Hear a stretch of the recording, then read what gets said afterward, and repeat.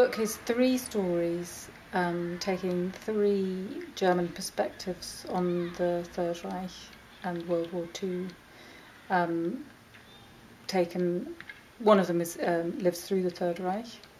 Helmut, the first story, starts not long after the First World War and goes through to the capitulation in Berlin, and follows Helmut, a young man's progress through that time. The second story is in the weeks immediately after the end of hostilities, and follows a young girl, Laura, both whose parents are taken into Allied captivity, and she has to make the journey alone, well, without adults, with her younger siblings from Bavaria to Hamburg, and meets someone who she's not aware is a concentration camp survivor, but the reader will be aware, who helps them along the way. And the final story is set in the 1990s, which was the present day when I wrote it, and is about a young man called Micha, a young teacher in his 30s, who wants to find out more about what his grandfather did during the war, and stumbles upon resistance from his family. You chose three very different stories, but you chose for the perspective of a child. Why did you do so? Well, the two first, with Helmut, he grows up during the story, but he starts out as a child. And Laura as a child, I mean, the child's perspective in Laura is very important because of that unknowing. I think Helmut and Laura have that in common.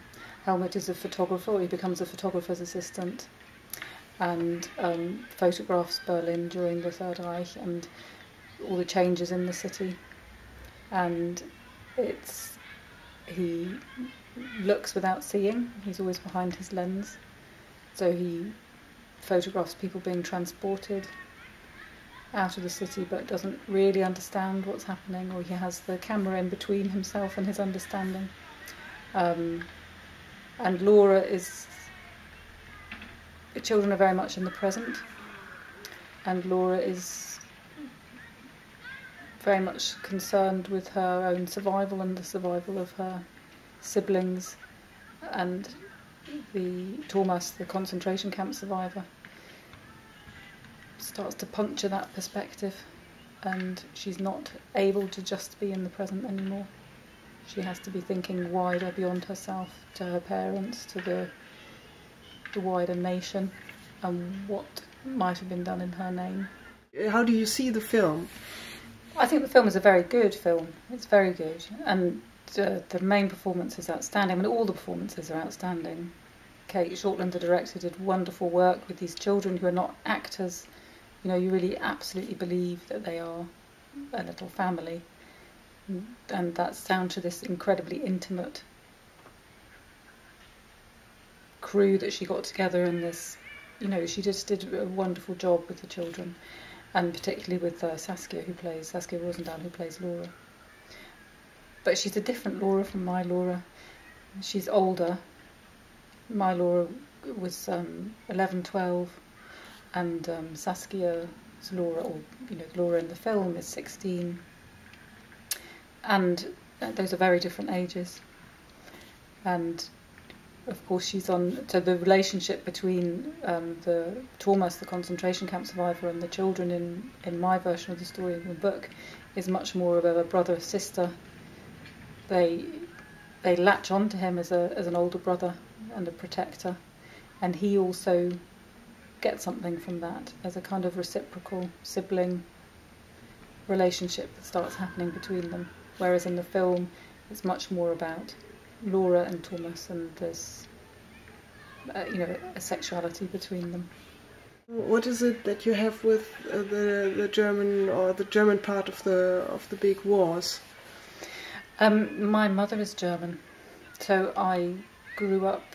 Well, my father, I have a German name because my father's forefathers were German, and my father was a professor of German. So I grew up in a bilingual household in Britain, but with very close connections to my German family. I was very close to my grandmother. I never knew my grandfather, who died the year I was born, but I knew my grandmother very well, and my aunt and my uncle, and at the same time, I mean, I loved them. I had a very warm connection with them, but at the same time, I always knew that my grandparents were Nazis, and I always knew that Nazis were bad. I was growing up in Britain. I mean, not only my my parents were very clear about that. My grandparents also, they weren't die-hard Nazis to the end. You know, they came to a realisation. Long before I was born, and but if you grow up in Britain, then you soon find out that Nazis are bad. And I was bullied at school for being German, and so I always had that twofold perspective on my family, that I loved them very much, but that they were complicated. Did you kind of write it off with the book? Did you kind of get a clearance with this whole story? No, I don't really think I ever did, but write it with that, aim. I think it changes. Even though I say I always knew that my grandparents were Nazis, I was told at a very young age. I don't remember being told. I was so young that it's just always been with me, and but that still doesn't. You're still putting it in context. You're still recontextualising it all the way through your life. So as a 7-year-old that your grandfather was in the Waffen-SS, but you don't know what the Waffen-SS is, other than it was a bad thing. And then you find out why it was a bad thing, and then you find out another thing about why it was bad, and then you find out that your grandfather was in the SA, and what does the SA mean? So it's always, almost every time I read another book about the Third Reich, and I've read so many, and I will carry on reading so many, there's something else, and there's always another repositioning. So it's not really cathartic, no.